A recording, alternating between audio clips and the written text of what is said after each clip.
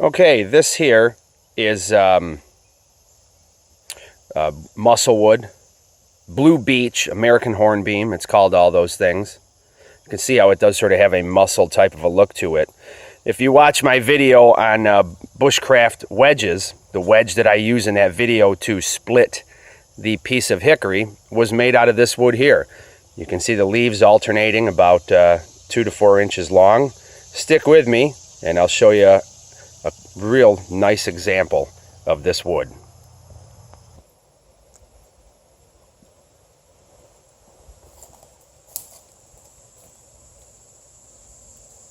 Alright, this here was the piece I was talking about. This is a solid piece of blue beech. Okay, and you can see, I mean, this has some natural splitting in it just because it's been seasoned now. This is some heavy stuff, man. This is some real heavy stuff, and it wants to hold together almost. If any of you are familiar with maybe like seasoned locusts and things like that, it's real grainy and it loves to just hold together. But it usually has like this twist type of grain to it. It's extremely hard stuff. I mean, you can press your nail into it. I don't know what the actual density of this type of wood is, but this stuff is used traditionally, like I said, for the hornbeam, but tool handles, things like that. Very hard stuff.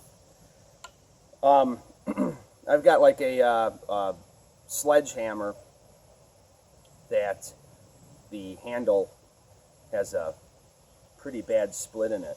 So at some point I think I might try to find a section of this and try to work it and make a sledgehammer handle out of it. But like I said, this stuff is this stuff is hard stuff. Generally, used for applications that are very difficult, that are demanding. But I'm sure you screwdriver handles, all sorts of stuff like that, hammer handles, wedges, which is primarily what I've used it for. And you can have different degrees of wedges. You can have shorter ones, you can have longer ones, of course you can have fatter ones, thinner ones, and you'll be surprised. You can split anything. You can split anything with wedges in a little bit of time. But you can find these in the smaller form, and it'd probably work good. You wouldn't have to work the wood that much to get things like screwdriver handles and things like that. So I just wanted to show you the wood in case anyone might not have seen it or didn't know about American hornbeam before I had talked about it in a video on bushcraft wedges, which, like I said, was what I had used in that particular wedge for that video. But thanks for watching. Hope you like it.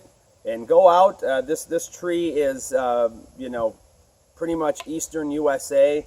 I think there might be some pockets in Canada and Mexico, but primarily east of the Mississippi you will find this tree. Usually, I mean, max probably 50 feet, 40 feet of growth, but usually an undergrowth type of tree. Thanks for watching. Catch you later.